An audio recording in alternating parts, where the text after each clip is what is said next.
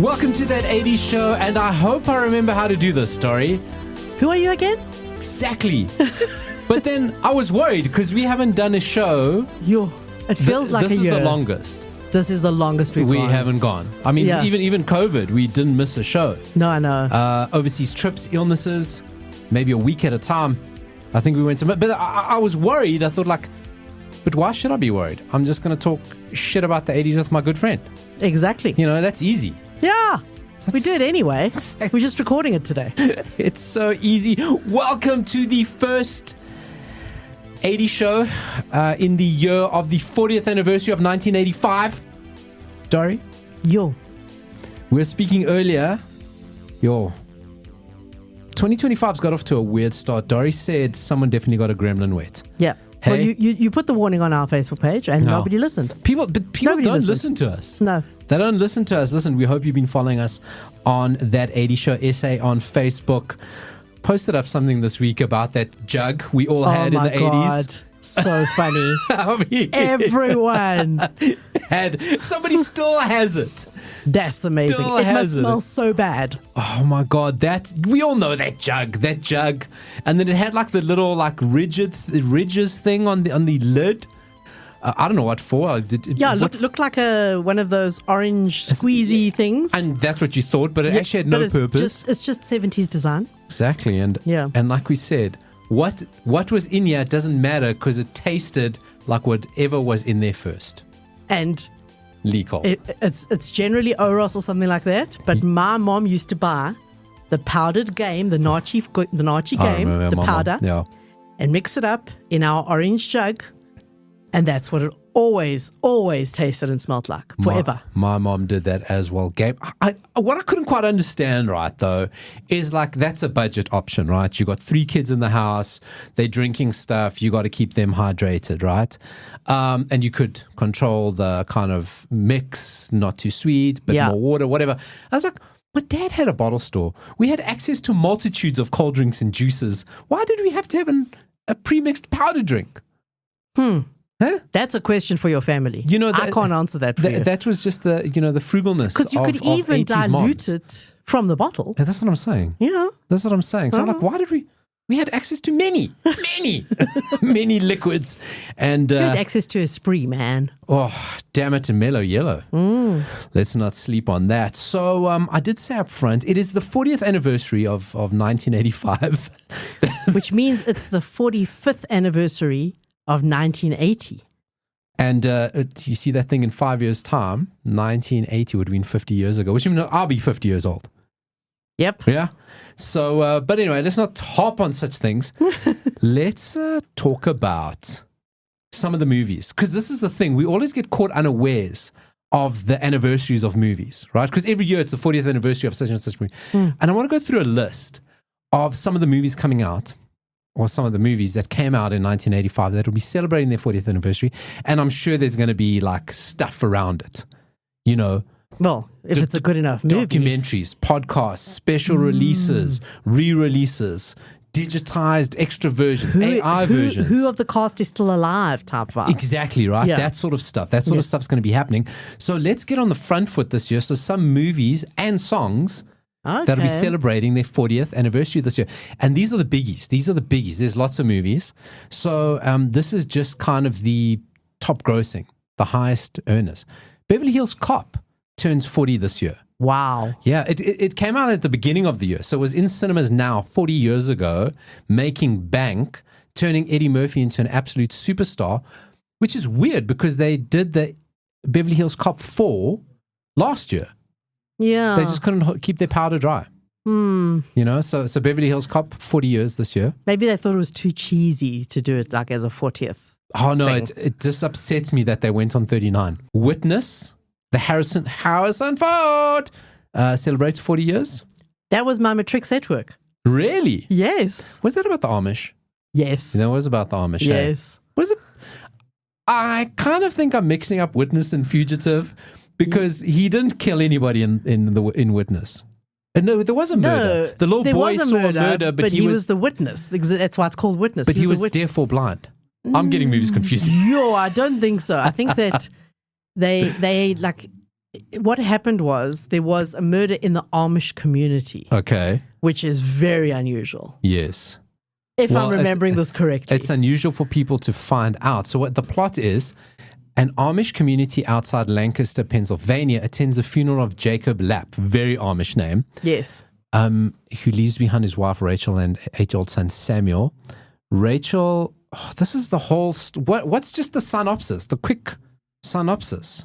Yeah, there's a murder. Amish people, they wear hats. There's a kid who's a witness. Yes. And he needs to be protected. Okay. From those evil Amish people. Who are trying to ride him over with their cart. Exactly. That's okay. Now we're remembering exactly the movie. So can I tell you a funny anecdote, which I may have shared on the show in the past, but who knows? If maybe you've stumbled upon the show. Maybe your New Year's resolution was to listen to more 80s podcasts. And you found us. And just know that this movie, there's always a humorous anecdote. There's usually a shenanigan. And there's normally a pun. All in one, sometimes in one sentence. So, of course, you may regale us with your anecdote. So, as I said, this was our matric set work. So, back in the day, in the very early 1990s when I was in matric, the teacher would bring the big TV on the trolley. That's when you knew. Into the classroom to show us. Yeah. Now, the version that we watched at school was cut. Because there was a scene... No, there was not a sex scene. There was a nude scene. Okay. Where Harrison Ford sees, and I think it's Kelly McGillis, who stars as the Amish woman. Okay. And he sees her naked, and good memory is Kelly McGillis. There's vibes. So she doesn't cover up. She basically lets him see her boobs. What are what are the other sister wives going to say? No, wrong religion. Oh. I'm pretty sure Amish have sister wives. I don't think so. That's the Mormons.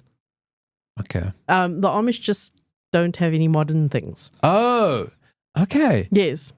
Yeah. So she's giving herself one of those old-fashioned baths with a jug. On her jugs. On her jugs. Pun delivered. And throwback to our pre-mixed juice jug. Okay, anyway. It all comes full circle. In 8 minutes. In 8 minutes. Fantastic. So the version that we watched in school, that scene was cut. So you basically saw her from the neck up looking at him. That was it. You didn't see anything.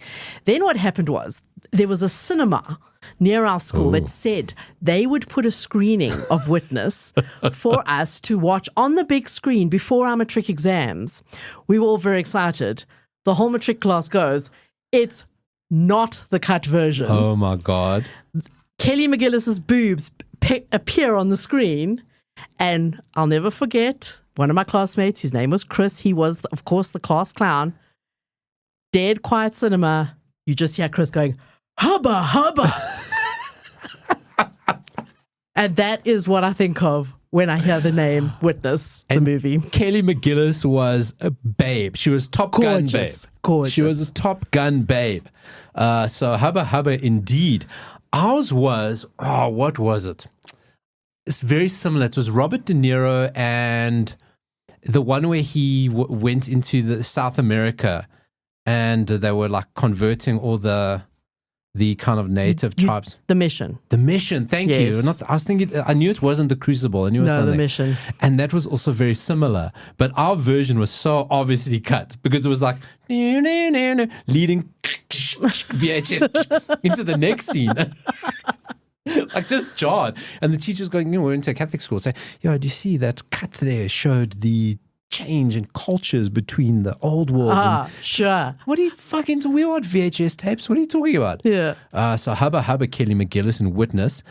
Police Academy 2 will be celebrating that's a good one. 40th anniversary. That was the first. That's where we first meet Bobcat Goldthwait, isn't it? Exactly. Because he wasn't in the first one. He wasn't, and he's a gangster in the first assignment and then becomes a cop from number 3. Another movie celebrating its 40th anniversary. Rambo 2, First Blood Part 2. Okay. First Blood Part 2. Yeah. To confuse us. Confuse the shit out of me so much. Cocoon. Oh. I'm so surprised Cocoon isn't older. Is it just because it's full of old people? Probably. Do you know in Cocoon, something cousin Louis said to me the other day. Do you know the main old man? You know some of the people in the old age. Now, if you don't remember Cocoon, basically it's set in a retirement community in Florida, and these aliens come and they put their little pods in the swimming pool, and then the old people get energy and they have sex. They become young at heart. And have sex. But they don't actually like start aging younger. No, they just don't get older, and they got more energy. Yes. Because now they absorb the age. Yeah, it was like a sweet film, but it was really just about old people having sex. Basically, right? Yes. Sweet film, though. Do you know that one of the guys was 50? And he looked like 85. No, like ridiculous. Like I saw something the other day, the age of the Golden Girls. Oh, yeah. No, that's the thing. Hey? Blanche was like 43 at the start of the Golden Girls. Ridiculous. What are you talking about? Right? So, Cocoon. And a movie, I should know this movie, Pale Rider. Clint Eastwood. It's Western. It's a Western. I used to love them. I've definitely watched that one. I used to love them, hey? I used to love Clint Eastwood Westerns. National Lampoon, European Vacation, 40th anniversary. But we cancelled Chevy Chase, so we won't celebrate that. Yes. Commando. Oh. Arnold Schwarzenegger movie. Mm-hmm. King Solomon's Mines. Yo. That was one of those shenanigan movies. At this stage, in 1985, and this is the end of 1985, we were already on Rocky 4. That's ridiculous. He was just we're only on Rambo 2 and we're on Rocky 4. He was just pumping out Rockies. He was pretty much on a Rocky a year. Right? He was on a Rocky every 18 months at this point. Just pumping out Rocky. And I remember this because obviously I was 5 years old at this point, and I wouldn't have been starting to watch movies till later, but I remember reading in Mad Magazine, they were always making fun of how many Rockies and Rambos there were coming out at the same time. You think about this. I think first Rocky came out in 1978. If I'm not mistaken, it came out late 80s. I mean, if you think about it at this point, from 78 or so to 85, 4 Rockies and 2 Rambos. Yeah. And I'm showing you 7 fingers. 4 That's okay. Like, Sylvester Stallone must have been one of the richest men in Hollywood at that time. And what did he do with that money? Has he looked after himself? Oh, definitely, Dori. Like he didn't schnoff at all or anything like that, eh? I saw a photo the other day of this vehicle he gets moved around in. Oh, okay. This thing is like a hotel on wheels. Yeah. Yeah, that's no. So he did the right thing with that money. Yeah, the documentary last year on Netflix, his house is... Because the thing is... He's okay. Yes. I mean, look, it wouldn't be the same as today's money. But no, it would have been a very decent amount. Compound interest, Dori. Oh, yeah, I know. Yeah, well, that's what I'm saying. Assuming he looked after his money and didn't just spend it on... Sylvester Stallone's net worth is estimated to be $400 million. You. Now, listen, in the day of tech bros, that seems like nothing. Okay, but Sylvester Stallone hasn't tried to overthrow democracies. Yes. So 400 million is pretty good. He's not evil. So he wins on that one. And then, of course, the one I skipped because you go, well, you're in December. You skipped right through to July. This year is the 40th anniversary. Can you believe it, of Back to the Future? Oh, hey? Man. Oh, we're going to see so many Back to the Future things this year. Yeah. It's going to be spectacular. They're going to do so many things. So many Back to the Future things. So those are some of the movies, big movies. It is, of course, also the 40th anniversary of one of my favorite movies of all time, The Last Dragon.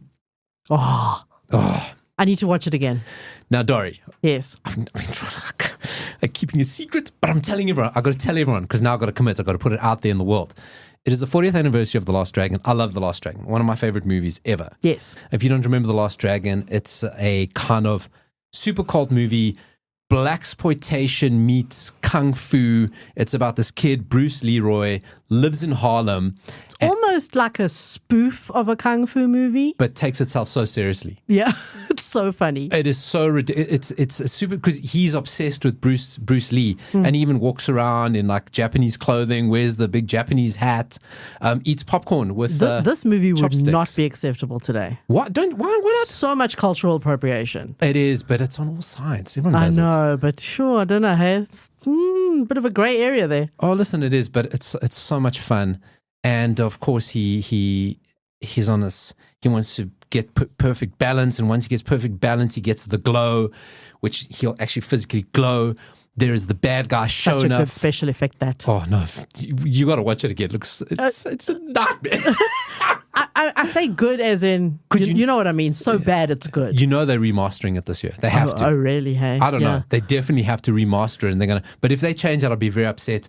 Show Enough is the bad guy, one of the best villains ever. Kiss My Converse. Vanity's in it, one of Prince's ingenues. Beautiful. Oh, and it is the great soundtrack. Barry Gordy produced the movie. Great, 2 great songs. There was a Last Dragon song called The Last Dragon. The Last Dragon. And then another one with the glow. You're going to get the glow. The glow. That's exactly how the song sounded. Yeah, exactly. So I went, what are we going to do? 40th anniversary. Vanity passed away, unfortunately. But Show Enough? Show Enough passed away. Yeah. Yo. Yeah. So no one's left. Bruce Leroy's left. Timac. And he is contactable. And an email has been sent. OMG. Email was sent this week. We'll keep you updated. But we're on the trail. Okay. We're on the trail to speaking to Timac for the 40th anniversary of Last Dragon. I really have to rewatch the movie then, like soon. Oh, no. I'll tell you all about it, straight out of my brain. Okay, just I'll tell run you through the whole thing. Everything about it. Like just the script off by heart, yeah. I went through a stage, I think I watched that movie every day. At one stage, I watched it. That was me and Less Than Zero. Okay, yeah. I watched it like every day for a little while. Yeah, it was ridiculous. That was fun. Those were good times. Now we just watch Friends on loop. And songs coming out. Well, that's 40 years old this year. Don't You Forget About Me by Simple Minds. Man, I heard it on the radio this morning. Money for Nothing by Dire Straits. Take On Me by Aha. Is 40 this year. Cool. Huey Lewis, The Power of Love. Simple Minds, Alive and Kicking. Sting, If You Love Somebody. Every Time You Go Away by Paul Young. Sting's performing here this year as well, hey? Doesn't he perform here every year? He's here a lot. I feel like Sting is here constantly. He's here a lot. Does he leave? I think he lives here. There Must Be an Angel by Eurythmics. Broken Wings by Mr. Mister. Ah, good song. We Built the City by Starship. Saving All My Love for You by Whitney Houston. We Don't Need Another Hero by Tina Turner. That's what I miss about the 80s. That's because Huey Lewis and the News there as well. Yeah, from Back to the Future. Exactly. Like I miss that about, because you'd get a movie. Yeah. Then they would get like a big song to go with the movie. And then the music video would kind of be like either using clips of it or the really good ones would be like a whole different kind of like little Easter egg filled thing. Then you'd get the terrible video game to go with the movie. Yeah. And you would buy it. Oh, this is great. It's so shit. Okay, but there'd be the tie-in video game. And then there'd be the Saturday morning cartoon series to go with it. Yes. And then the Saturday morning cartoon series would spawn action figures. It was such a shameless cash grab, but it seemed so sweet. And there's not so much a cash grab anymore? No, now there's huge, but you can feel it. I think maybe it's a bit more digital now. Yeah, like we're talking about apps and games. It's algorithmic, and it's like, if you do this and then this and this. Is a figurine still a thing? They still think it's Funko Pops now. Yeah. There's always Funko Pops that go with like every big thing. But that's boring. I mean, I love a Funko Pop. I know, but they don't have like original kung fu action. Like that's what you love. You like kung fu or throwing action or like head pop off action. Like, and those ads for the games used to be so funny. Those action figure ads as well. Those were the best. And you just like sit there as like a 7-year-old. They're like, oh my God, what is this? They have all of them. They got like gotta get them all. And I did. It's just why? What? You were the audience. And then, believe it or not, Running Up That Hill was actually released in 1985. Not released 5 years ago. Or 4 years ago.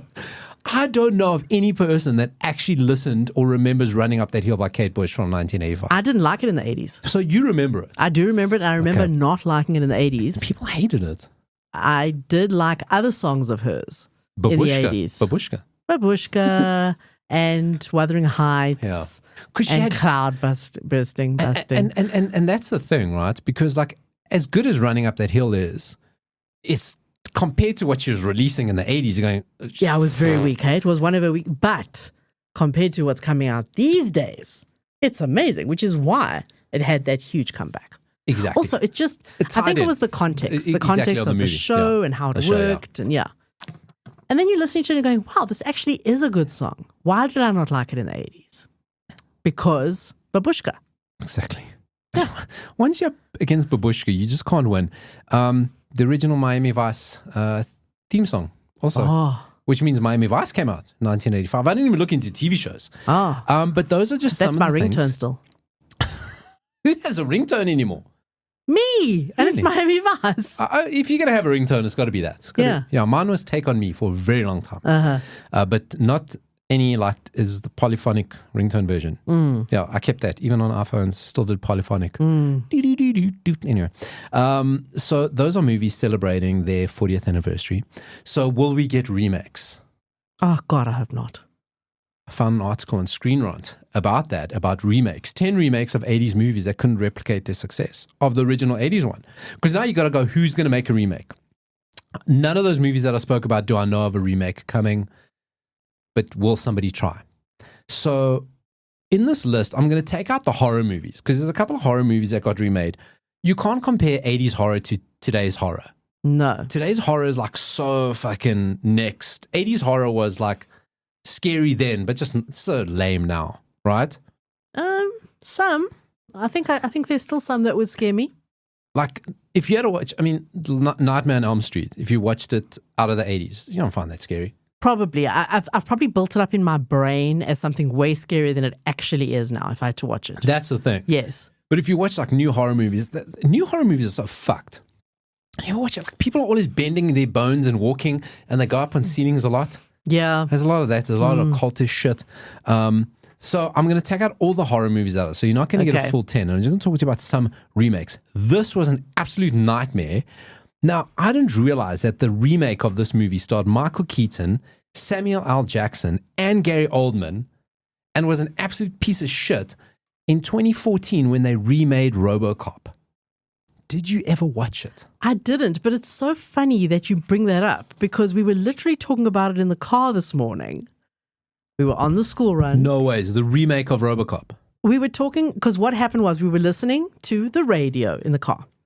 Heard Simple Minds, Don't You Forget About Me. Then they played Let's Hear It for the Boy by Denise Williams. So I started talking about Footloose and what a stupid movie it is. Yeah. I mean, we love it, but what a stupid movie. And then we were talking about, but we're never watching the remake because if the original was so bad, how much worse is the remake? Very. And my husband literally said, but the RoboCop remake was really cool. Those were his exact words. I'm like, I never watched it. Sorry, do you even realize that you just went through 2 degrees of Kevin Bacon? I know. Kevin Bacon took you to the remake of RoboCop, which brought you to this moment. That man is magical. So magical. His degrees are always in the world. So your husband likes the remake of RoboCop? Yes. No, I've never watched it. I can't comment. So, like, I watched it. I was like, this sucks. Look at that cast. Michael Keaton, Gary Oldman. I mean, Michael Keaton is just amazing. Samuel L. Jackson. He only ever plays himself, but that's a great character. I mean, you can't go wrong with it. What they say is part of what made the original RoboCop so popular was the fact that it was not just a sci-fi fiction or sci-fi action movie, but it was actually an intelligent, multi-layered satire about American culture and society, which it really was. Absolutely. Right? Omnicore. And just gory. And so gory. Yeah. Where the remake was just... action. Just as action. With no metaphors and no meaning. And the action wasn't good. I remember that. And RoboCop looked like shit. He had the little red light. Oh, okay. So who was RoboCop? RoboCop was played by Joel Kinnaman. He was in... I would rather watch RoboCop 3. I'd rather watch RoboCop the series that came out in the 90s for 5 episodes that is on Plex than watch the RoboCop remake. That's something I haven't looked at lately. Yeah, I go every second day. Conan the Barbarian was remade. I don't remember that. Now, what they say is that it wasn't a remake. It was just the same character, a completely new story, completely new plot. Conan was played by Jason Momoa. No memory of that whatsoever. Yeah, I've literally no consciousness of this at all. When did this come out? So the original Conan came out in 1982. This came out in 2011. Huh. I was in a hole. Before he was Aquaman. Before, yeah. Yeah, he wasn't big guy. He wasn't big then. My daughter was born in 2010. So anything between 2010 and 2013, I'm very just fuzzy. Hazy. Yeah. That's probably where I really went to 80s overdrive because that's all I could remember. the Karate. We should stop with this. The Karate Kid. Stop remaking. Stop doing it. I tried the one and I gave up. I think 10 minutes in, I was like, nope. So this is the remake with Will Smith's son. Yes. Jaden Smith and Jackie Chan.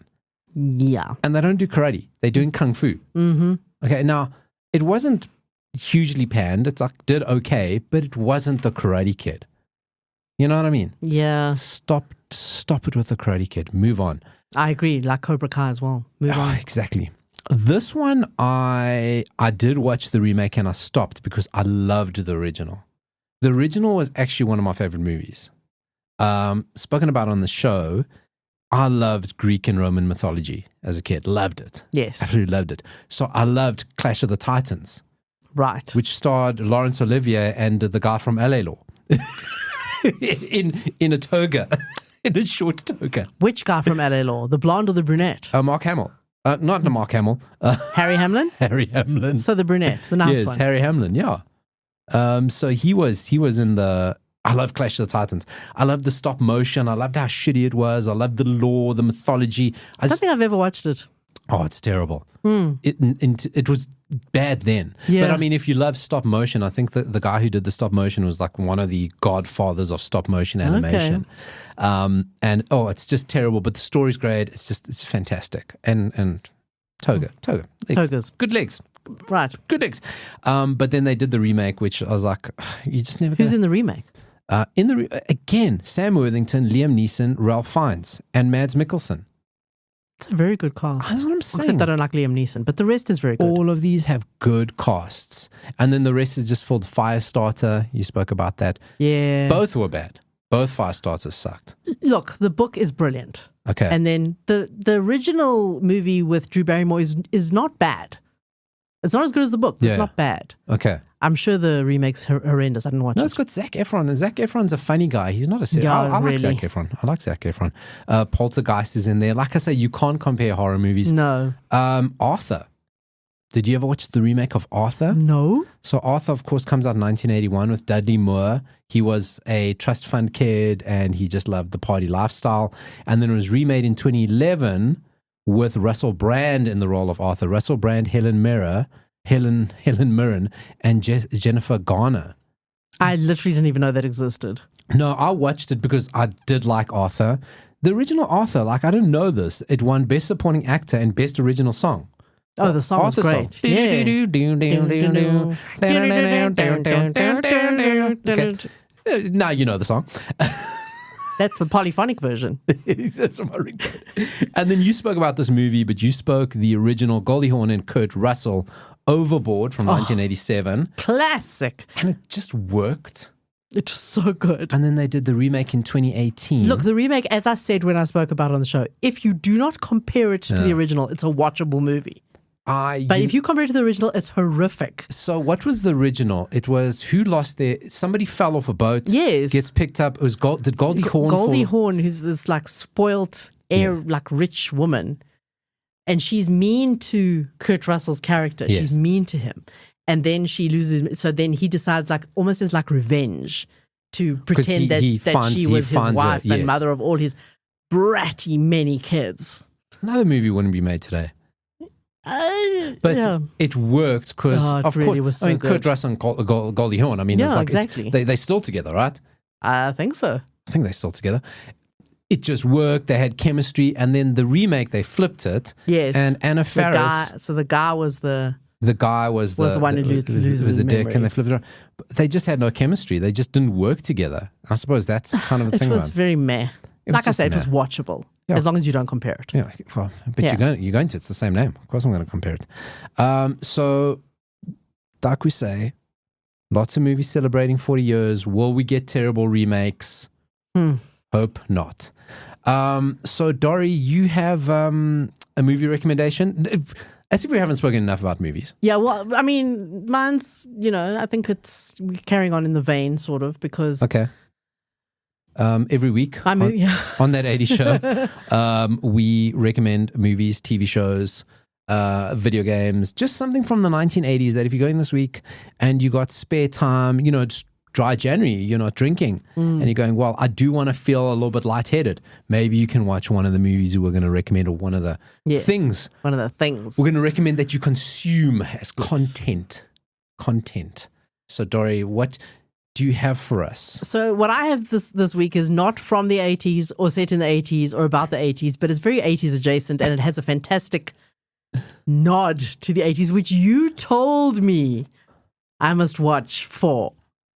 You said to me, during these holidays, if you have any time at all. Okay, I know what you're doing. I know where you're going. I am a huge critic of your nods, your casual. Oh, come on. I'm just watching this and I'm going to. No. I think I know what it is and I endorse it. Yes, you have to endorse this because there's various reasons that that talking about this movie belongs on this show. Okay. First of all, starring Jae Bae. Jason Bateman. Love Jason Bateman. But there's a twist on the normal Jason Bateman. Yes. Because Jason Bateman, the villain. He's the villain in this movie. He's such a good villain. Because normally Jason Bateman, he's never Mr. Sweet Guy, but he's a good guy. He just likes having a say. Yeah, he's a guy next door. Yeah, he's a guy next door, but he's going to have a comment. He's going to be he's a normal family guy. Even in Ozark. But he's not Mr. Perfect. Like, he won't go like, oh. He's not a villain in Ozark. He's like a... His wife's the villain. She just kept getting him into trouble all the time. Just kept. Listen, I'm sorry. She would have been at the bottom of the lake. I would not have put her. She just kept getting him into shit. That is true. She really did. Everything was always going to plan, and then she started fucking around. Bottom of the lake. And that's what he'd do, and it's understandable. If Jason Bateman was your neighbor, Dori would be outside constantly. But if Jason Bateman was your neighbor, I feel he wouldn't be the first to attend to anything happening in the neighborhood. He would eventually show up. Yes. To say I was there, but he would be like, let somebody else sort this out, and then I'll come in the end. I won't really do much, but I'll be funny. Yes. I'll be funny. Now, but do you see how ripped he is, by the way? Well, that was for the part of the thing. But although, if you listen to Smartless, which I know you don't, but I do, which is his podcast, he speaks a lot about what he's doing. And he spoke a lot about the fact that he had to grow his hair for a part. Obviously, it was this part because he had longer hair. And yes, he's very health conscious and he eats very well. And he's not fully vegan, but he's veganish. Yeah. Yeah. He's very he's making up for the fact that as a teenager, he was a alcoholic drug addict. Yeah. Like he's like, okay, I want to live long. I'm healthy now. I've turned my life around for a while now, but now I need to live long. Because this time of year, there's always photos of him. It seems him and his wife and Jennifer Aniston, they go on holiday together, and there's always like tabloid photos of them. He is like so cut and ripped. And Justin Theroux is like one of their best friends, but I think that was when him and Jennifer Aniston were a couple. But anyway, could they be in a throuple? Nobody knows. But Dori, doesn't matter. Let's not carry on without mentioning the name of your movie. The movie's called Carry On, funnily enough, and not like Carry On like those comedy movies from the 1970s and 80s. Do you know last week we were supposed to record last week, but there was an issue with the studio. You said, "Oh, I want to talk about Carry On," and you can interject, and I'm like, "Why is Dori watching bawdy comedy movies from the 80s? I can't remember." I was like, I even went to go Google Carry On. Fuck, I don't remember anything. I don't remember seeing them. I'm like, why would you bring that up? And now you realize I'm talking about the Netflix movie Carry On, which is, I am going to say this, and I might get hate and flack for it, the closest we have had to a non-80s Christmas movie like Die Hard. I have heard the comparisons, and I'm not one of these that gets too much up in my feels about Die Hard being a Christmas movie and that whole thing. It just is. But it just is the best 80s Christmas movie. Carry On is a big call, and I don't think you're wrong. I don't think many people disagree. It had so many Die Hard vibes to it. It was very anxiety-inducing. You were on the edge of your seat. Yeah. I mean, same like Die Hard. You were, waiting to see what was happening. It was constant. It was almost real time. This was almost real time. That's what I loved, yes. Yeah. I love things done in real time. I know. They're so exciting. Yeah. And so But the main reason... So give the... I'll give a basic synopsis. So normally our movies are difficult to find. Yes. Okay, Carry On is on there. It'll be... The algorithm's going to tell you it was kind of like the most watched movie over Netflix, over the holidays. For sure. The basic story. The basic story is that there is a young guy who is working as a TSA agent. TSA, if you don't know, the ridiculous airport security in America. They are scary motherfuckers. Yes, very scary. Have you ever encountered them? I have. So this guy, and I'm just going to throw in at this point that he has a ridiculously beautiful wife. She's too beautiful. She actually doesn't look real. She looks like an AI person. She really, it really bothered me. You're quite right. That she did not look like a real person. So this guy is Taron Egerton. Yeah, Taron Egerton. Which I will give you another 80s nod because he played Elton John in Rocketman. True, okay, true. So you can have it. But I mean, you would never have recognized him. He looked very different in Rocketman. He did. Yes. He did. Yeah, so I would never have actually... Bothered me that he sang, but anyway. Yeah. So he works as a TSA agent. He's got this gorgeous wife who also happens to work at the airport. Not entirely sure what she does there, but she also works I couldn't quite make out because she wasn't an air hostess. Yeah. She didn't work for one of the... She was something. Anyway, yeah. And it just happens, dumb luck, he fills in for one of his buddies for the day, but there's a whole sting operation in place that Jae Bae is manipulating to get a weapon onto a flight. And they had planned it with the other guy whose shift he took. And then he gets thrown into this situation where he has to save his wife. I mean, Die Hard, hello? Basically. He has to save his wife. Now, Jae Bae, long-haired Jae Bae. I don't know why he had to have long hair. I don't know, but I didn't have a problem with it. It was okay. Because he wore a cap the whole time. Yeah, he was supposed to look... I think he was supposed to just blend in. Like a normal guy. Yeah. I mean, he could have been a normal guy without the long hair. So menacing. Now, bear in mind, we've seen Jason Bateman as a werewolf. And this was scary. Not a scary werewolf. Werewolves are scary as shit, Dori. Okay. But this guy was scary. His character was scary. I don't think Teen Wolf 2 is the correct comparison right now. Do you know, I'm just looking here, and I don't actually recall, like, Jason Bae, because I want to see what was the name of his character. He's just called Traveller. Yes. They never get his name. You never get his name. Yeah. I know this because I was watching some of the movie with subtitles. Okay. And because I also watch with... Because I'm deaf. Because I'm old. No, it's not you. It's Netflix. Yes, no. A lot of mumbling. Everyone knows what they do. It's a sound engineer thing we talk about. Yeah. And so basically the story is he has to either save a plane load of people and his wife dies, or he saves his wife and potentially a plane load of people die. It's actually the trolley problem. Yeah. It literally is the trolley problem. No. But it's very, you know how I've always said I don't like action? I loved it. I loved it because you know what? It was good action. It was not over the top, unnecessary action. You know, the thing with Netflix is they just make algorithmic movies. They get big name stars. They know when to release it. Yeah. And it just comes and it goes, right? And there's lots of them and they normally involve Kevin Hart. And they're terrible. And you watch them because they drop on a Friday and you're going, well, I'm going to watch it. It's like the Mnet Sunday night movie. Right. It's now the Netflix Friday movie. You get Netflix got a new movie coming. Like there's one with Cameron Diaz and Jamie Foxx coming out this Friday. Oh, okay. That's just what they do. That's what Netflix do. They just know. So it's one of those. And they don't care much about it. And the movies are very formulaic.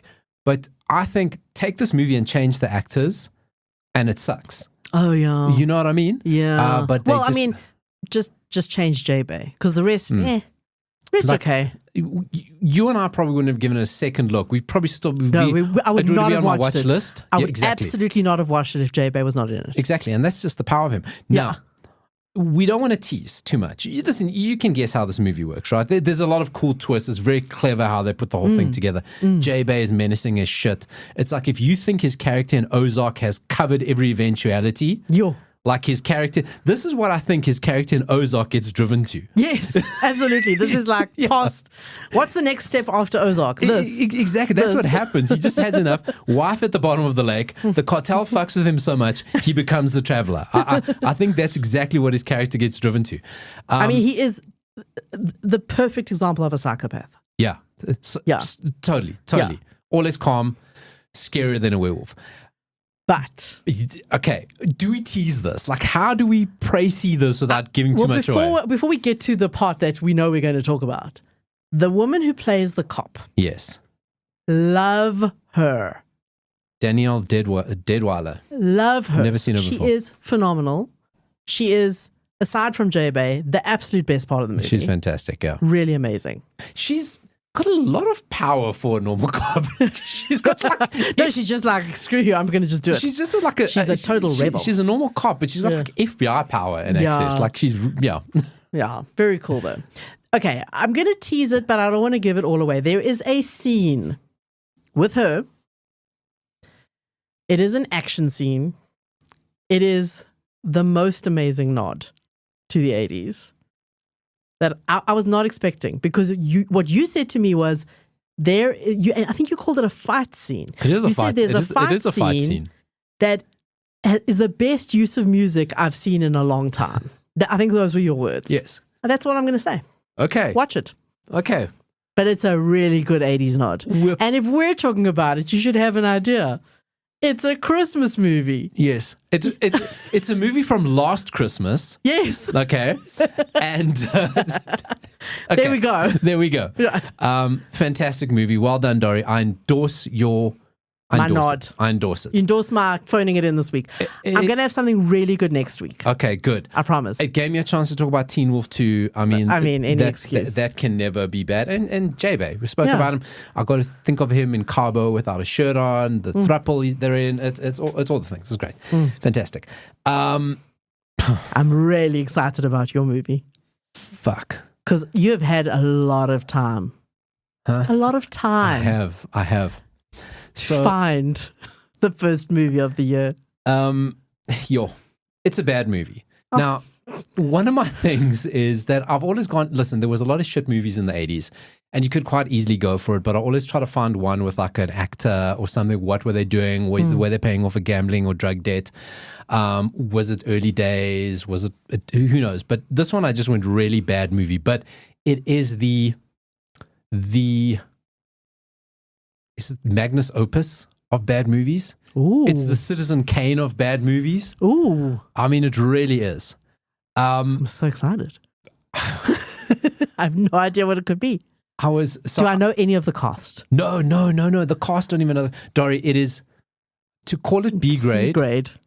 I mean, it is D grade. To grade it is the challenge. Okay. But it is an absolute classic. Now, in late 90s, early 2000s in South Africa, ETV, one of the free-to-air channels here. Yes. After a certain hour, so they have normal programming, and ETV wasn't bad. They had Friends, back in they showed Friends before internet. They showed a few good shows. Arrested Development was on there. All those shows, yeah. So they had a lot of good shows. Arrested Development, man, talking about Jae Bae. Exactly. And then they take it, then 10 o'clock it would stop, and then they'd run like 2 hours of like those SMS to win a house, send a text, costs 150 Rand, you can win a house. Ran those. And then when those were done, they kicked into, depending on the night, softcore porn. Okay, and everyone knew it. We used to go to a bar. The Emmanuelle movies. All of them. But yes. like, Emmanuelle, the first one, tried to be art house. By Emmanuelle 7, Yeah, there was zero storyline. Nothing. And we used to go to a bar. And it was like kind of like it was not a big, it's just a bar, local bar, West Rand bar. And they would turn all the TVs on ETV porn. Softcore porn. It was fucking the most ridiculous thing. And it's just like, that's just what it was. Okay. It's just, why not? Why not? But the nights but I think there came a point where they had I don't know if they got into trouble or whatever. But then they started flipping it and weren't just showing porn, but they were showing skop, skiet, and donner, right? Yes. So that is a South African expression for action. Skop, skiet, and donner. Kick, shoot, And beat up. Beat up. Yeah. Yeah. But beat up like Donner is like fucking like pummel. Pummel, shit, basically. You know? Yeah. And this movie was always on. I'm pretty convinced if you leave ETV on now, it'll probably still come up. Okay. And I watched it then, and I watched it recently. Is it on Plex? Actually not, but it is on YouTube. Of course. It's a movie called Miami Connection. Okay. Now, if you're a B-grade movie fan, you'll be going, oh my God, I have not thought about that movie in ages. Oh, okay. Dori, now what I've done is I've taken some sound clips from Miami Connection. I'm going to read from an article from Den of Geek that wraps it up so nicely. They just capture so many pieces, but I'm also going to interject with my own bits. So it's less a movie and more project. Like you went to film school, you studied film. Did you do, this is like a student film, like gone to next level, right? The backstory behind it was in Florida, Miami at the time, there was a Taekwondo guy, right? He had a chain or a string of Taekwondo schools. His name was YK Kim, not related to the YK bug. And he was quite well known. People loved him. He did things in the community. People loved him. And somehow through his connections, he got financing to make this film that he wanted to make with his friends. And his friends were all his Taekwondo students. And what the film's about is I took the main things that the film's about, which is nightclubs, concert scenes, coke deals, Uzis, bikers, and ninjas. And I put all of those into ChatGPT. And I said, write me a short synopsis of an 80s movie using all of these things. And I'm going to read all three to you. It spat out a couple. I'm going to read three to you. Two are fake, one is real. And tell me which one you think the plot is, right? Oh, awesome. I love this. This is like that game we used to play. Exactly. So could this be the plot of Miami Connection? When a group of rogue ninjas infiltrates Miami's nightclub scene, a burned-out rock guitarist turned vigilante must join forces with a biker gang to stop a deadly coke empire run by a power-hungry kingpin. Synopsis number 1. Got it. Could be true or false. Synopsis number 2. A martial arts rock band goes up against a band of motorcycle ninjas who have tightened their grip on Florida's narcotics trade. Or number 3, a martial arts trained nightclub DJ stumbles into a web of corruption when a coke deal goes sideways at a club, unleashing a deadly ninja clan disguised as dancers. One of those is real. I mean, I hate to say they all sound plausible. Yeah. But the third one sounds the most real. Okay. The second, a martial arts rock band goes up against a band of motorcycle ninjas who have tightened the grip on Florida's narcotics trade. That is from the IMDb for Miami Connection. No, that was the least most likely. Okay. So here's how this movie goes. We start off with this group of guys. YK Kim and his guys. There's a black one and a white one, a tall one and a thin one, an Italian-looking one and a Jewish-looking one. Okay, they're all there, demographically represented. And they are all friends. They're in a Taekwondo studio together, but they're also in a rock band, right? Right. And they they become the residents of this rock club, where the owner of the rock club said, these guys are the new sound. They're a band called Dragon Sound. Now, people who know me also say, I make a dragon sound at the end of a bachelor's party. But that's an inside joke, only for some people. Okay. But they play music. They have the sound. It's a dragon sound. It's the new sound of Miami. Gloria Estefan is not around. Okay? And they play in their G's. Do you call it a G in Taekwondo? I don't know. I don't know. Their outfits. Yes. With their belts. And that's their outfit, and they play. But they're not playing. They're like fucking around, like pretending they're playing. They look like Snap, Crickle, and Pop when they used to have a band. And it's just terrible. When they play songs, they They play the full fucking 4 minutes of the song. Not even in Purple Rain did Prince play like the full versions of any songs. It's like, they always play a couple of minutes and then they played the full 4 minutes to kill runtime. Now, I'm going to play you the song that is the new sound of Miami. Okay? This is the Miami sound machine from Dragon Sound. Put it up there. Dori's got her headphones on. Take a listen to this.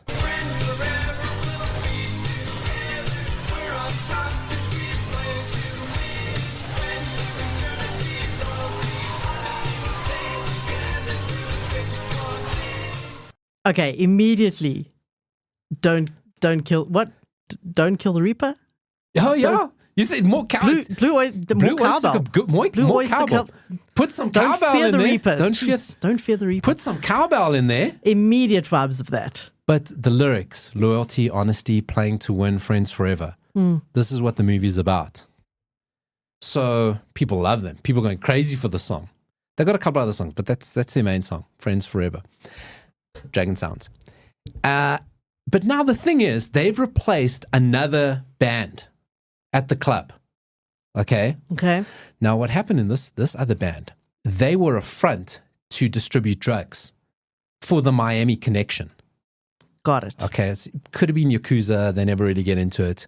Now, they won't be the first or the last people to use their access as a club DJ or a band to get drugs to young people. Okay? So this is it, and they've got to hold through this club getting drugs to people, so they've got to keep the residency. So they're upset about it. And then they get confronted. Now, what am I say about YK Kim? He wrote it, produced it. YK Kim doesn't have the best grasp of English for a man doing an English movie. Now, I can't speak another language fluently. I'm not mocking him, but I'm just saying maybe a dubbing. Oh, okay. You spoke earlier about subtitles. Yes. Okay, so this band gets confronted by the Dragon Sounds gets confronted by the previous band going, hold on a second, what are you guys doing in our club? And now YK Kim's got to explain it. Listen to me.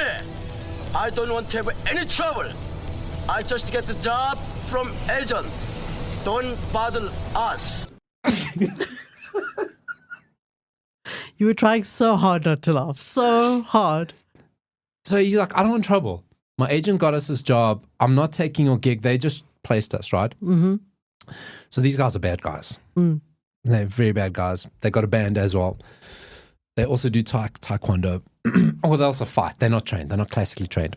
And now they got to get rid of Dragon Sounds because they got to sell drugs for their Miami connection. So that's motivation, set up. This is the plot now. Got it. One of the funniest fucking things about this movie is that normally in movies like this, these action kung fu movies, you've got the good guys and the bad guys. And the bad guys will always fuck up the good guys for quite a while. Karate Kid, all of them, because you got to build tension. Even in American Ninja, Michael Dudikoff takes a while to win because he won't play by their rules. Yes. Be virtuous, right? And these guys are honesty, loyalty, unity, all those things. But this, the Dragon Sounds guys, the main characters, fuck up the bad guys every time. There's never any tension. There is no... They come at them with weapons. They fuck them up all the time. So you're going, oh, there's going to be a fight. Is it 3? No, they just fuck them up. There's about 4 or 5 fight scenes. They fuck them up.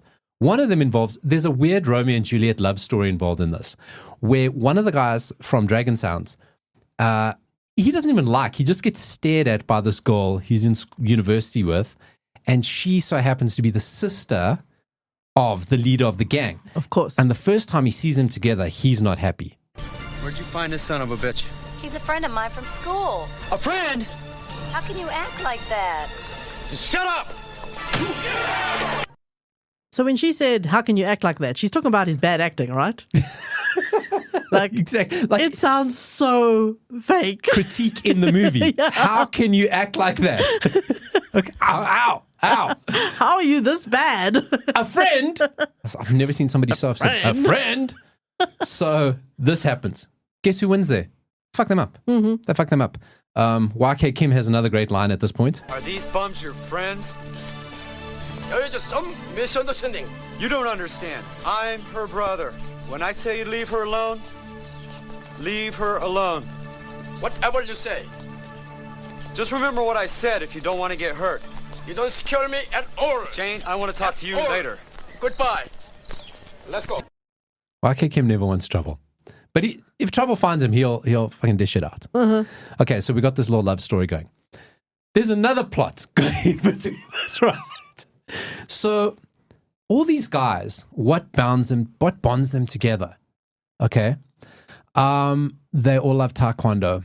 They're ninjas. They're not ninjas yet. They're Taekwondis. Maybe that identifies ninjas, I don't know. But they all live together in a house. They're friends forever. And one of the guys, the token black guy in the group, he's on a mission to find his father. He doesn't know who his father is. His father goes missing. Or he thought his father was dead. And he gets a letter one day that his father could be alive. And now he tells his best friends. But YK Kim has a weird reaction. This is your real father? Yes, it is. You sure? I didn't know you had a father. I thought we are all orphans. Now, I'll translate for you. We are all orphans. He says it in a way, and with a menace in his eye, that he is the one that made sure they're all orphans. Yes. Or all orphans. You know what I mean? Like if we find any parents, we're killing them. He's like, fuck, I missed one. That's definitely the sense you get from him, okay? So we throw this into the whole mix, right? We got this rock band, do Taekwondo, they take over the residency of another rock band who are using the club as a front to distribute drugs, and there's this weird love story with a weird brother who just has to keep reiterating why they need to stay away. Okay. Who wrote this? YK Kim. Oh, right. Yeah. And his friends. Now, the search for the father goes off in a very weird direction. It takes up way too much time. But it gets explained by the longest monologue and the most, what do you call it, exposition. Just take a listen to him and how long-winded this explanation of where his father ended up is. My mother was Korean, and my father was Black American. She gave me this picture when she was real sick. I was only 9 years old. They say that they loved each other and they were real loyal. We were real happy. It's not even halfway. But then when he finished military duty, he left. And we never saw him again. She told me to find him. But I didn't like him because he left us. But I knew one day when I grew up, I'd find him. Whether he was dead or alive. I sent a couple letters to the Defense Department. Nothing happened. I had to cut it because every time you think it's over, there's more to it. That's a lot of tears. That's like a lot of crying. So many, and you must see the scene. It is as badly acted as it sounds. Now, I'm going to turn around and show Dori the friends. She's going to look at a picture of all the friends together, Dragon Sounds. Okay, that's YK Kim. We're going to put this photo up there at 80 Show SA Facebook page, right? I'm guessing YK Kim's in the red shirt. Correct. The red vest. Yeah. And then there's all the friends. You see the one that kind of looks like someone from Hall & Oates in a towel outside in the street. Yes. Now, that scene is when they get a... Now, what age would you pin those guys at? 30s. Exactly. They're supposed to be 20, but exactly. They're all very much... And even for the 80s when everyone looked like they were 30. Yeah. So, that's the scene where he now gets a letter from his father. My father! My father! I found my father! Oh my God! What'd you say? Father found my father! Picture! Just look at it! Look at it! Okay. God, let me see the picture! This is the guy picking Oh, up! father, you got it! They pick him up in the street and they parade him through the neighborhood for about 5 minutes. He's up on their shoulders, found the father. Okay. The father thing takes way too long. There's too much going on with the father thing. I'm so confused. What the hell's going on with this movie? Okay. That's what I'm saying. You just in the middle have the story about his father. And he gets a picture of his father, his father in the military, right? Yes. Now let's go back to the plot. Okay. So now the Miami connection, the guy whose drug deal has like all fucked out, he's like, we got to go kill these guys. And guess what? I have ninjas and they have motorbikes and Uzis. Okay. There are 5 guys in this taekwondo thing. About 100 ninjas show up. They fuck up all the ninjas because what they did is they set it up. Is that it wasn't really a letter from his father. They used that to lure him out into an abandoned warehouse. Oh, no. Okay. So he shows up in a suit and all his friends go to meet the father, and then ninjas, Uzis, motorbike show up for the final showdown. The final showdown. There's been about 1,000 showdowns by now. Yes. So they set this up. At least I think that's what happened. That made sense to me. Okay. So hang on. Do the bad guys win that one? Dori, what do you think the bad guys? No, because these are friends in unity. 5 of them fuck up 7,000 ninjas with Uzis and motorbikes. So they win. So even though they were set up. Even though they were set up, they win in the end because set up and outnumbered by good ninjas. Always wins over bad. Okay. Right. And then But now there's no real father. No, Dori, wait. Okay. So there is the real. Now I'm invested in the father line, the father storyline. There is a real father. Okay. Okay. The final scene is now because what had happened is son, he gets stabbed and shot. He's just blood. He's full of blood. They think he's going to die. Okay. And I don't quite know how his father ends up with them, but his real father is around. And the final scene, they're in a hospital and they're all sitting waiting for the news of his surgery.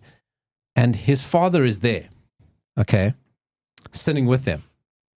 I see. Now, when you first see the photo of the father looks like he would have been like a father. Yeah. When you meet the actual father, he looks nothing like the photo and looks younger than them. That looks like somebody who's, like literally put some powder in his hair. Should try and look like an old man, but he's not an old man. He looks nothing like the father in the photo. And like, it's so ridiculous that it's like, and he just appears. Okay. There's no explanation. How he got this. I just heard that my son was attacked and he could be dead.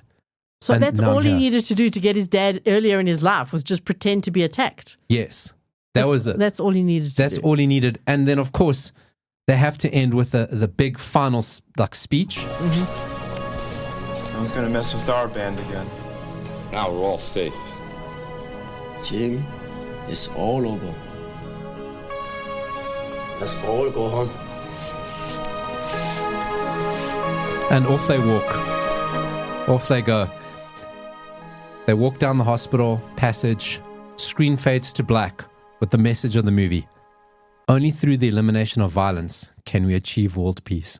Okay. That's honestly, that is a screenshot I'm showing you, Dori. That's what comes up at the end of the movie. That is the movie Miami Connection. I tried to explain it as best as I could. Oh, I think you did a fantastic job. I never want to watch this movie ever. But you got invested in the father story. I did. It's a good start to the year. Wow. Yeah. That's even worse than I expected. Yeah. So I would say if you're interested in Miami Connection, it is on YouTube, or just leave it playing on ETV. It will play. SABC One even. 2 o'clock in the morning, it will pop up. It is always playing somewhere. So that's it. Dori with a fantastic movie called Carry On, and me with the... Watch my movie. Don't watch that movie. No. But we'll post up all the clips on that 80 Show essay on Facebook. So we're going to wrap up the show by catching up with some of the 80s news that we missed. Yes, and we were gone a while. Over the holiday period. Stuff happened. So, of course, in LA, terrible fires, big story. And I kind of like braved the smoke to find you the 80s related stories. Of course, you expect, like we said, Jason Bateman, I don't think he'd be the first one there. He would eventually help. But there was a particular 80s star, 80s friend of ours, somebody we love, that was the first to help and popped up on a news report. Take a listen to this story. Announcement I wonder if I could just make. Here on Palisades Drive, if anybody has a car and they leave their car, leave the keys in the car so that we can move your car so that these fire trucks can get up Palisades Drive. Yeah. What's happening is people take their keys with them as if they're in a parking lot.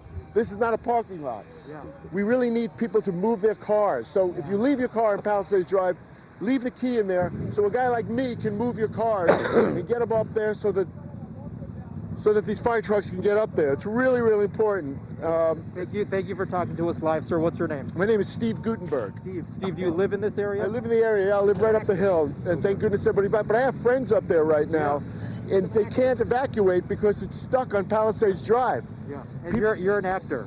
Yeah, I'm an actor. Okay. Now you look familiar. You look familiar to me now. Yeah. So, sir, do you have family? Was not expecting that. I didn't recognize the voice. Putting his police academy training, because I assume he must have gone to training, to good use to help the people clear the cars, because they were just leaving the cars and he's like, we got to get the cars, we got to get the fire trucks out there. My favorite thing is the reporter who looks like he's in his 30s, no idea who he is. Now, to his credit, I mean, there must be a lot of smoke. Steve Guttenberg does have a mask around his chin and he is wearing a hat. But I mean, does he look like himself? Dori, I mean, like, we'll post the report up on that 80 Show essay on Facebook page. There is no denying it is Steve Guttenberg. Like, you see it go, and once, like, you hear the voice, you don't recognize. Once you put the voice with the face, it's Steve Guttenberg. You wouldn't recognize him? No. You wouldn't? No. Oh, you're an actor. I recognize you now. He doesn't recognize him. He probably got told in his. You actually hear somebody saying he's an actor. He's an actor. Yeah. But of the course, reporter wouldn't have known. It got me wondering. What has Steve Guttenberg done lately? Well, I mean, acting wise, not saving cars from fire. He's been in a couple of things. He was in the Goldbergs. But I wondered, I mean, did he have to use Captain Harris's tactic to get people out the way? Move it. You know, I just imagine him walking up and down with his light hailer. And, you know, once everyone's saved, then, of course, I just celebrate with a little bit of a tango. If you know, you know. That was a whole setup just for me to play the song. So that was Steve Guttenberg. He was like mucking in, okay? But somebody else wasn't happy. So Prince Harry and, is it Meghan or Meghan? Meghan, I think. See, Meghan. I can figure. Is it a Meghan? Is it a Meghan or a Meghan? I don't know. I know Meghan's, like, I work with, I don't know if it's a Meghan or a Meghan. Is a Meghan a vegan? Is a Meghan a vegan? I don't even know. Okay? Pick a lane. So anyway, she Meghan? She looks like No, it's not Elaine. It's Meghan. Fucking great start to the year. Okay? So, a Hollywood actress, a 50-year-old Hollywood actress who was a big star in the 80s and may have a connection to something we've spoken about in the show today, took to X to blast Harry and Meghan after they were spotted in footage, dressed in plain clothes and speaking with victims and other helpers. The former working royals were spotted in a clip out in the evacuation center, and the tweet said, Meghan Markle and Harry are no better than ambulance chasers. What a repulsive photo op they achieved. They are touring the damage. Are they politicians now? They don't live here. They are tourists. Disaster tourists. But hang on, don't they live in California? I don't think they do anymore. Oh, I thought they did. I don't follow them. I don't know. If they don't live there, then I agree. Then what the hell are they doing there? Now, Dori, who do you think? You said... Linked to somebody we've spoken about today. Oh. Who could be Justine Bateman. Justine Bateman. Well done, Dori. And I also... Scathing. Yeah, no, I've seen a few things about Justine Bateman lately. She's a little bit off, isn't she? She's very right-wing. Okay. She's very, not what I expected. Okay, not like Jason at all. No. Okay, so she's not happy. You got Steve Guttenberg doing good. I mean, would you have criticized Steve Guttenberg? Then but he lives there. He does live there. Not disaster tourist. Yeah. Another thing, Dori, I love the story. I'm going to try to read it a bit verbatim. It involves Brad Pitt. Now, it actually doesn't involve Brad Pitt at all. Okay. He's more 90s, but he started in the 80s. He started popping up in Growing Pains. He was in Growing Pains. He started popping up in a couple of sitcoms, did a few of his first like movie appearances uncredited. So I'm going to put him in 80s. Okay. A woman has been scammed out of £700,000 after believing she was dating Brad Pitt. Oh, come on. Okay. I'm going to read this. This is from metro.co.uk. It's in quite a few outlets. Imagine dating Hollywood star Brad Pitt. Also imagine that he asks you for money to pay for his cancer treatment after Angelina Jolie froze his funds. Do you believe it? Now, that is quite believable, actually, that she would do something like that. She would do that. But that he doesn't have, he'd go to George Clooney first. I mean, come on. You know, that's a bromance.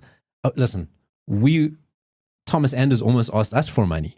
Almost. Okay, it stopped short. So this can happen. Okay. This is what happened to a woman in France who was convinced that she was in a relationship with the Oscar winner. The 53-year-old victim, who gave her name as Anne, is the latest woman to fall for the fake Brad Pitt scam after several cases were reported in Spain.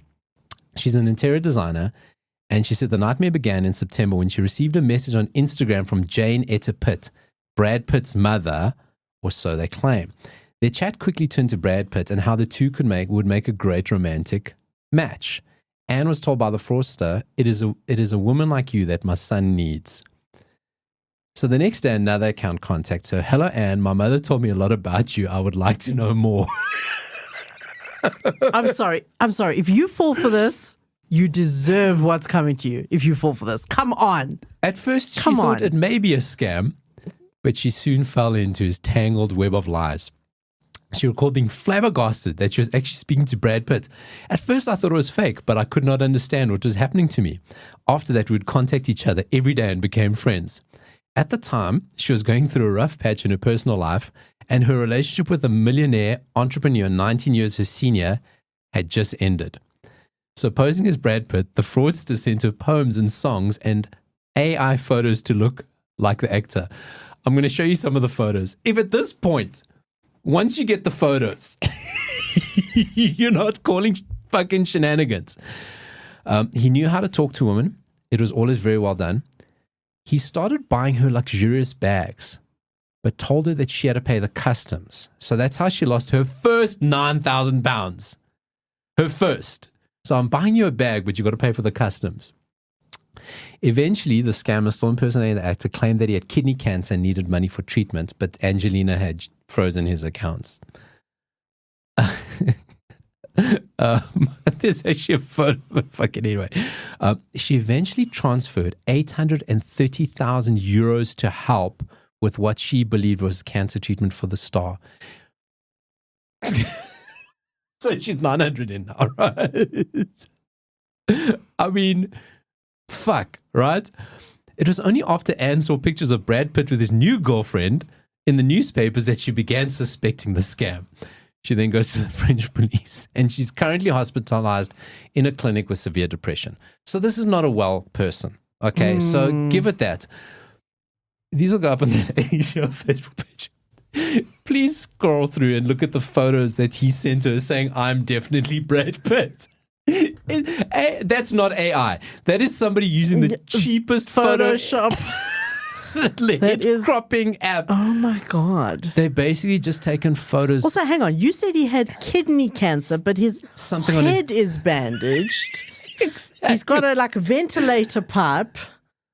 Oh my God. Oh my God. Poor woman. Scammed by Brad Pitt. Oh my God. Come on. This picture of him smiling in the hospital bed.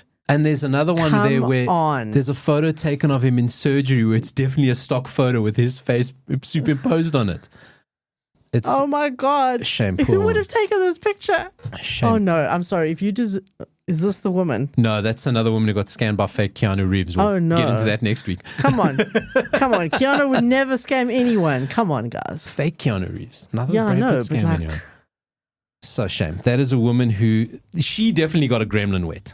Yo. She got all of them. She fed it after midnight in the swimming pool. So shame. People getting scammed by fake Brad Pitt. Michael J. Fox spoke about Back to the Future earlier. Yeah. He won the Medal of Freedom for Parkinson's advocacy from Joe Biden, Sleepy Joe. That's very nice. Anything Michael J. I don't quite understand what it is, but it sounds great. I believe it's like a knighthood. The medal, right. the medal I of suppose freedom. as close as you get to a knighthood in America. It's the highest that you can achieve in America. Medal of Honor? No, even higher. Medal of Honor is for like soldiers. Okay. So it's like equated to a knighthood. So that's a pretty good deal. Is it like you have the freedom of the city, like you go to any restaurant and you get a free meal? That'd be fantastic. I mean, that would be worthwhile. Otherwise, what does it mean? Oh, it's a great honor. So it looks like a nice medal. Okay. You wear it around. You know, you have to wear it to prove that you have it. Fuck, I would. Like if I was a knight, if I got knighted, I would want a suit of armor. That's what I would do. I wouldn't be. That's why people like me don't get knighted. Yes. Like, you gotta wear the suit of armor. And we're gonna close off the story, the first show of the year, with a story about Rob Lowe. Inspired by us, he started a podcast called Literally. The episode in particular was he was talking about yacht rock, right? And in the 80s, how in love he was with yacht rock. Says that he actually recorded material with Toto. There was a minute in the 80s when I was definitely doing too much Bolivian marching powder and just being a fucking lunatic. And also coming at the time in a young actor's career when you're too old to play the roles you've been playing, but you're too young to play the roles that will last the rest of your life, which are really the great ones. It got into my head that maybe I should think more about a career in music, and I cut a demo with Toto. I took having fun very seriously. Lowe didn't elaborate further, so what we want to know is, where are the songs, and did you sing Hold the Line? I want the Rob Lowe Toto songs. Oh my God. Will definitely be better than Africa. There has to be recordings out there. I mean, he's put it out there in the world. He's got to release it now. Yeah. He's got that personality that he would just be like, listen to this stupid shit I did in the 80s. Be better than Africa. That's for fucking sure. Anything is. Oh my God. God, I hate that song so much. So, Dori, let me make sure I play the right outro song. This has been That 80 Show, everything we spoke about in the show today, and there's a lot we spoke about. You found That 80 Show essay on Facebook. Glad to be back. Timac, keep an eye on our feed for Timac info. Fingers crossed. Oh, gonna get the glow. Dori, your favorite part of the show today? Sure, there was so much, Paulo, but I think the ninja bikers and those clips you played from that movie, that they were special. You got to do this, the magic of sound. People often say, "Oh, you guys should do a video podcast." No, you can't. That was audio magic. Yes, indeed. It's theatre of the mind. This has been That 80 Show, That 80 Show essay on Facebook. Thanks for joining me, Dori. Goodbye. Bye.